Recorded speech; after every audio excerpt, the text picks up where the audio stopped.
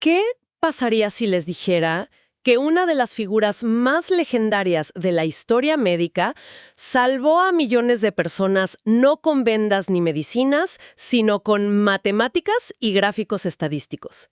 Hoy, en Hablemos de Datos, tenemos un episodio especial sobre Florence Nightingale, la Dama del Faro.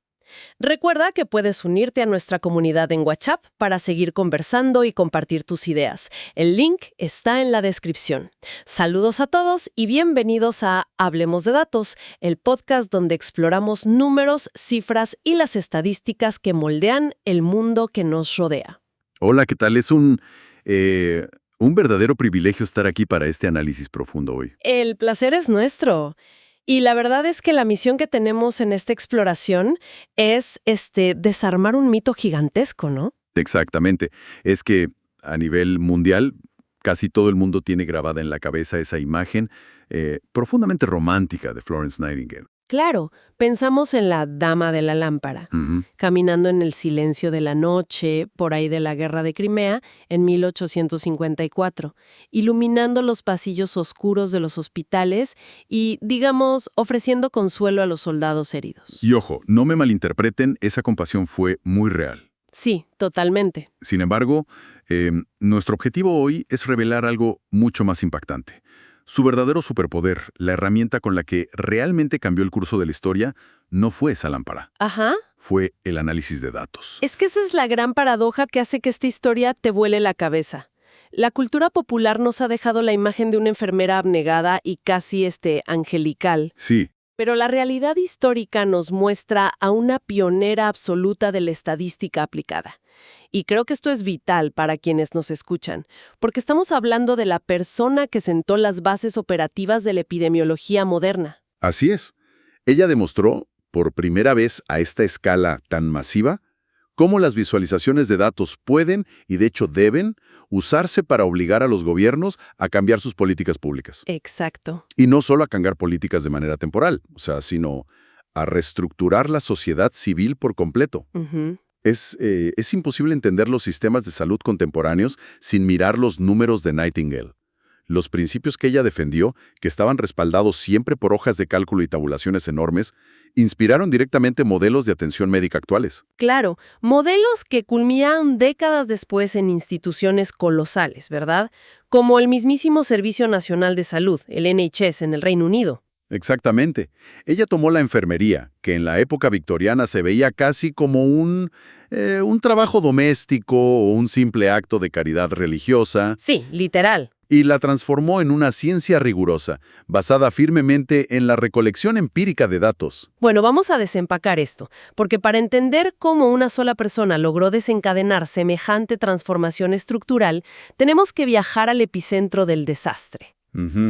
El año 1854, al Hospital Militar de Scutari, en lo que hoy es Estambul. Un lugar espantoso en ese momento. Totalmente. Nightingale llega a este lugar liderando a un pequeño equipo de 38 enfermeras. Habían sido enviadas por el secretario de Estado para la Guerra, Sidney Herbert. Sí, que estaba desesperado por las malas noticias que llegaban del frente. Exacto. Pero lo que Nightingale y su equipo encuentran al abrir las puertas de ese lugar, pues, no es un hospital. Para nada. Es literalmente una fábrica de cadáveres. Los relatos de las fuentes que revisamos pintan un cuadro aterrador, soldados hacinados, agonizando sobre paja empapada de sangre y excremento.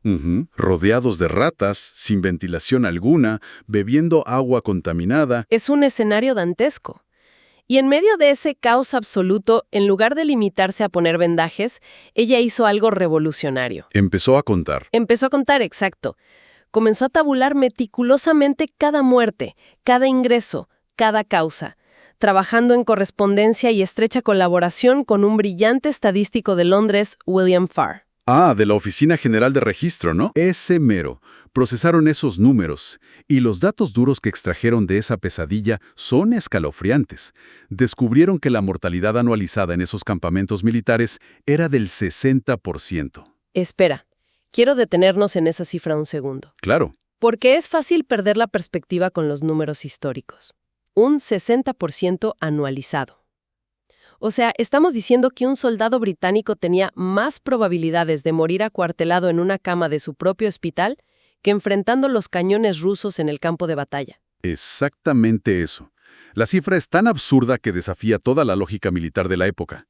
Para que nuestra audiencia se haga una idea real de la magnitud de este desastre estadístico, ese 60% superaba con creces la tasa de mortalidad de la Gran Plaga de Londres de 1665. Una locura. Superaba las peores epidemias de cólera registradas hasta la fecha. Era básicamente un exterminio silencioso financiado por el propio Estado británico. Y aquí es donde su mentalidad analítica cambia el juego por completo. El hallazgo clave de Nightingale y Farr, o sea, el dato que rompió el paradigma, fue la proporción de las causas. Porque de 18.000 muertes documentadas en el ejército británico durante ese periodo, 16.000 no tuvieron absolutamente nada que ver con heridas de combate. ¿Nada que ver? Es impactante. El enemigo real no vestía uniforme ruso. El verdadero asesino del ejército británico eran enfermedades contagiosas y 100% prevenibles. Cólera, tifus, disentería. Exacto.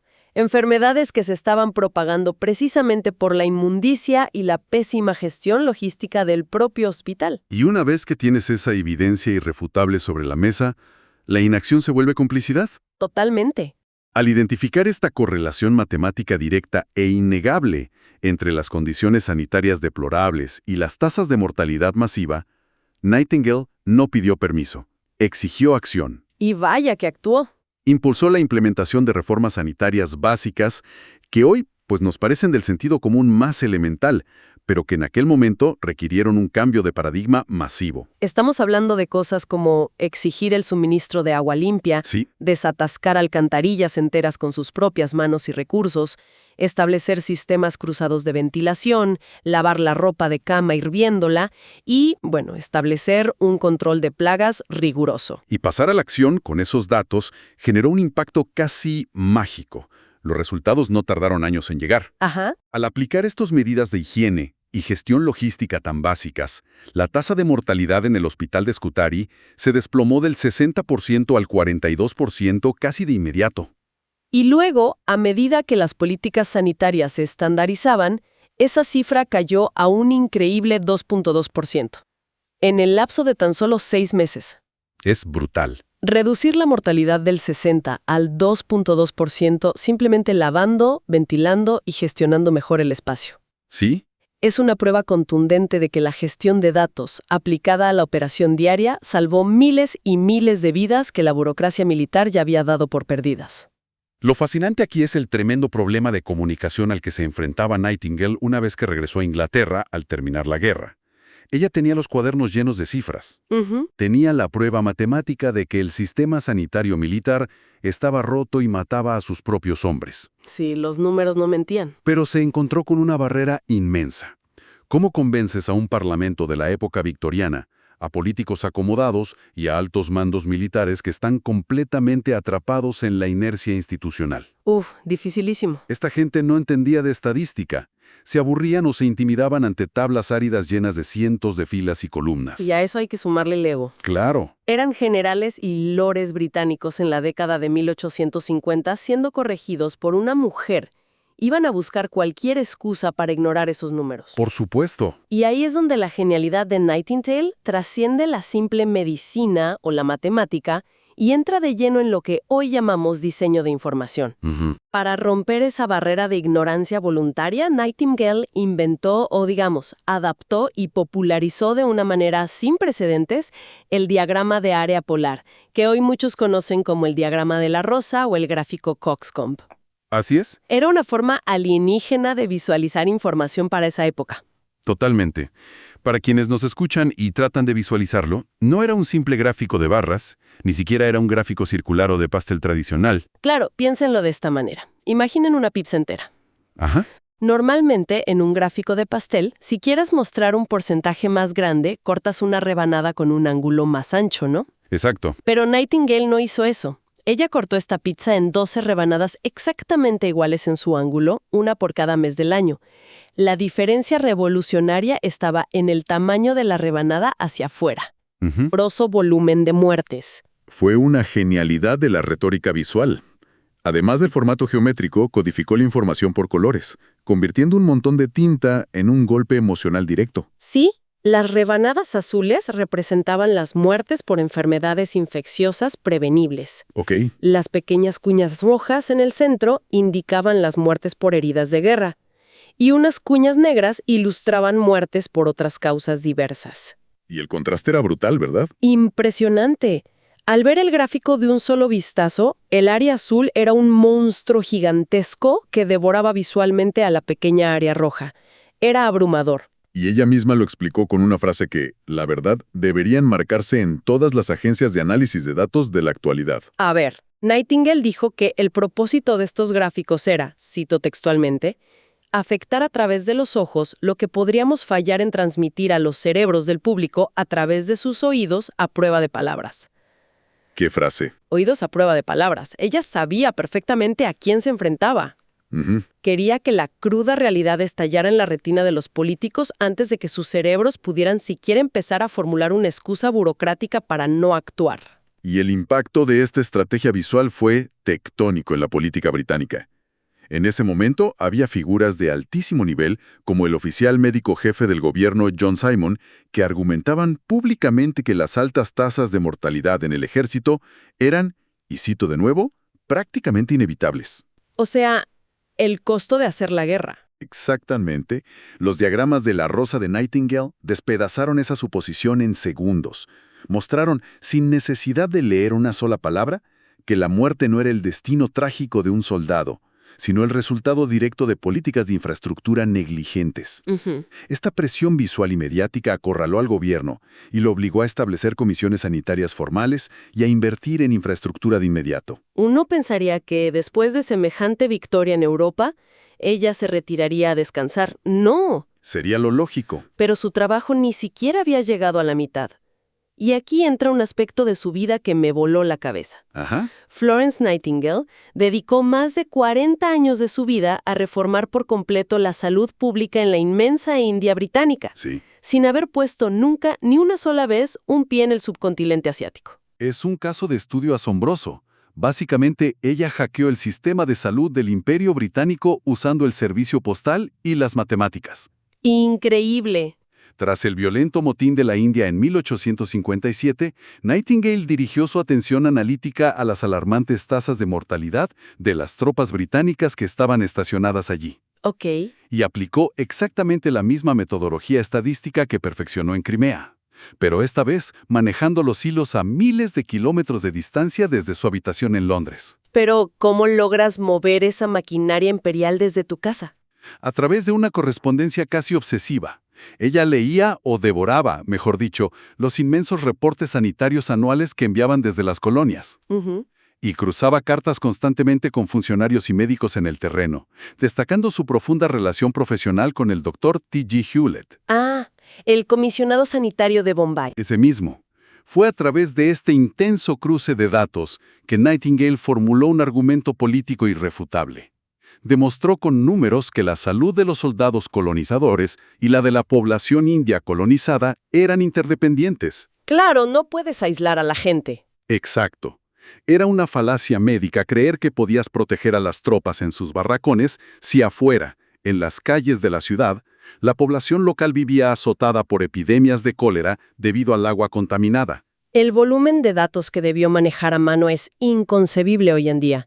Y de nuevo, los resultados le dieron la razón de manera espectacular. Sí, los números hablan. Tras presionar a distancia para mejorar el saneamiento del agua y la gestión de residuos en los campamentos y ciudades, las cifras de 1873, un reporte que llega tras 10 años de incansable presión, documentan un cambio monumental. Nightingale pudo demostrar que la mortalidad entre los soldados en la India se había desplomado de 69 muertes por cada 1000 hombres a solo 18 por cada 1000. Pero su visión, y esto es clave para entender su estatura histórica, rápidamente superó el interés puramente militar. Claro, fue más allá. Ella profundizó en las causas estructurales de la miseria en la población civil india. En 1874, condensó gran parte de este análisis en un panfleto muy influyente llamado Vida o muerte en la India.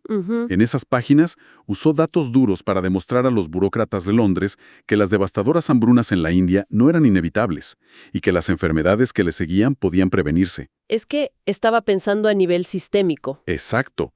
Exigió fervientemente que el imperio financiara la construcción de grandes sistemas de irrigación agrícola como una política de salud pública de primer orden. ¡Wow! Y además, demostrando una aguda comprensión antropológica, abogó por crear misiones sanitarias compuestas exclusivamente por mujeres locales. Entendiendo el contexto cultural, claro. Entendió que, debido a las barreras culturales, la única forma de mejorar la higiene en los hogares indios era educando a las mujeres nativas a través de otras mujeres. Todo este despliegue de genialidad analítica, persuasión visual y astucia política la catapultó a un nivel de prestigio científico que era impensable para una mujer en la era victoriana. Totalmente impensable. O sea, una época donde las mujeres ni siquiera podían votar. Para 1858 hizo historia al derribar las puertas de uno de los clubes masculinos más exclusivos del mundo. Fue admitida como la primera mujer miembro de la Royal Statistical Society de Gran Bretaña. Un hito gigantesco. Y su influencia no se detuvo en Europa. En 1874, la Asociación Estadounidense de Estadística también la nombró miembro honorario, reconociendo que su rigor analítico no tenía fronteras. Y ese prestigio académico no era para colgar un diploma en la pared, ¿eh? Era la palanca de poder que utilizó para generar un impacto civil sin precedentes. Porque, volviendo un momento a sus análisis de la guerra de Crimea, la comparación de datos la llevó a un descubrimiento perturbador sobre su propio país. A ver. Al analizar las métricas, se dio cuenta de que los soldados británicos en tiempos de paz, acuartelados en ciudades de Inglaterra, morían a una tasa mucho mayor que la población civil masculina que vivía alrededor de esos mismos cuarteles. Claro, el enemigo estaba literalmente debajo de sus pies, en las tuberías y los sótanos. Exactamente. La mala higiene, la falta de alcantarillado y el hacinamiento eran más letales que la guerra misma. Armada con estos datos sobre los cuarteles, ella y un grupo de reformadores clave como Edwin Chadwick iniciaron un cabildeo implacable. Y esto fue lo que resultó en la aprobación de las históricas leyes de salud pública en el Reino Unido entre 1874 y 1875, ¿no? Así es. Y estas leyes no eran sugerencias. Exigían, por ejemplo, que las propiedades privadas estuvieran conectadas a sistemas de drenaje obligatorios y regulaban la recolección de basura.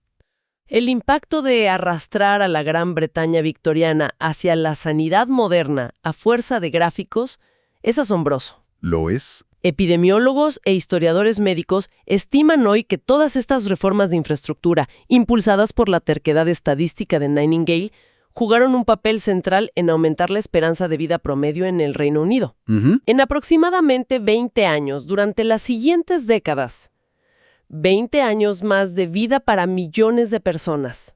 Es un legado imborrable. Y sumado a eso, ella libró una auténtica guerra política para meter enfermeras profesionales y capacitadas en los asilos de pobres.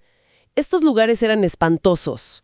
Sí, unas condiciones infrahumanas. Eran la única opción para los indigentes y funcionaban más como prisiones que como clínicas. Al profesionalizar la atención allí, Nightingale garantizó el derecho a un cuidado médico digno, sin importar el estrato social. Sentando las bases operativas y filosóficas para lo que, mucho después, se convertiría en el Sistema Nacional de Salud, el NHS. Exacto. Impacto actual. Quienes nos escuchan pueden unirse a nuestro grupo de WhatsApp y a nuestra comunidad en LinkedIn para debatir cómo estos modelos, estos gráficos que parecen antiguos, siguen siendo la base de cómo entendemos la salud pública y la visualización de datos hoy en día. Si conectamos esto con el panorama general, la vida de esta mujer nos arroja una lección que va muchísimo más allá de la simple recolección de números. ¿En qué sentido? Hay un aspecto filosófico y casi místico en su trabajo. Nightingale operaba bajo una profunda convicción teológica. Ella creía genuinamente que el universo funcionaba mediante leyes universales y ordenadas creadas por una inteligencia superior. ¡Qué interesante! Para ella, estudiar estadística, encontrar patrones en las tasas de mortalidad, no era un simple trabajo burocrático. Ella decía que estudiar las estadísticas era literalmente estudiar la mente de Dios. ¡Wow! Y creía que una vez que descifrabas esas leyes a través de los datos, tenías la ineludible obligación moral de intervenir en el mundo para aliviar el sufrimiento. Esa forma de pensar me parece fascinante porque redefine por completo nuestra idea tradicional del cuidado y la empatía. Totalmente. Nos obliga a ver que la compasión de Nightingale no se trataba de ser una figura pasiva secando frentes con un paño húmedo a la luz de una lámpara. Su versión de la compasión era feroz. Feroz y práctica. Se manifestó a través de un implacable rigor empírico. Ella tomó toda esa empatía, la procesó a través del método científico para convertirla en evidencia innegable y luego usó esa evidencia como un arma política para construir infraestructura de acero, ladrillo y tuberías que perdura hasta el día de hoy. Así es. Entonces, ¿qué significa todo esto? Si tuviéramos que empaquetar esta increíble historia en 3 conclusiones clave para llevarnos a casa, serían estas. A ver. Primero, los datos salvaron más que las manos. Al documentar que 16,000 de 18,000 muertes en un hospital de guerra eran causadas por enfermedades infecciosas prevenibles y no por el combate, las severas intervenciones de higiene que implementó hundieron la mortalidad del 60% anual a apenas un 2.2%. Segundo, el poder visual para el cambio político. Para vencer a generales obstinados y políticos aburridos, inventó y popularizó el diagrama de la rosa, una herramienta brillante que demostró visualmente que arreglar las alcantarillas no era un trámite administrativo, sino una cuestión absoluta de vida o muerte. Sí, visualización en estado puro. Y tercero, un legado de impacto global. Sus análisis estadísticos y sus campañas epistolares fueron fundamentales para aumentar la esperanza de vida en Gran Bretaña en 20 años y revolucionaron la salud pública en lugares tan lejanos como la India colonial.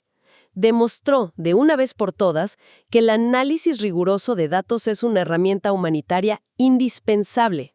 Y para cerrar nuestra exploración de hoy, quiero dejarles un pensamiento provocador a quienes nos escuchan, algo sobre lo que vale la pena reflexionar largamente. Adelante. Si Florence Nightingale pudo hackear el sistema médico del imperio más grande de su tiempo, revolucionar las políticas de salud pública globales y salvar millones de vidas armada únicamente con papel, lápiz, correspondencia postal y unos cuantos gráficos dibujados a mano, a mediados del siglo XIX, Ajá. ¿qué excusa tenemos nosotros hoy?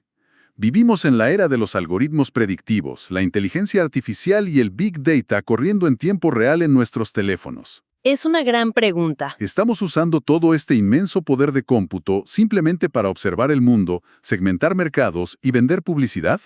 ¿O tenemos el valor de usar nuestros datos con la misma terquedad de Nightingale para cuestionar el sistema, exigir infraestructura real y, en última instancia, salvar vidas? Si te gustó este episodio, suscríbete a nuestro canal de YouTube para no perderte los próximos. Y si quieres conversar más a fondo, únete a nuestro grupo de WhatsApp. Y pues nada, en el próximo episodio estaremos de nuevo, hablando de datos.